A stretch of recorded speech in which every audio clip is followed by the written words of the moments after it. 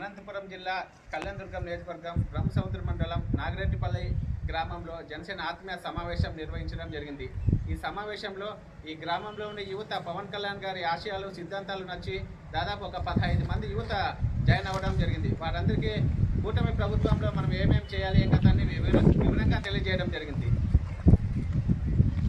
జై జనసేన, జై జనసేన, పవన్ కళ్యాణ్ గారి నాయకత్వం, పవన్ కళ్యాణ్ గారి నాయకత్వం, చంద్రబాబు గారి నాయకత్వం, లోకేష్ గారి నాయకత్వం, సురేంద్రబాబు అన్న గారి నాయకత్వం.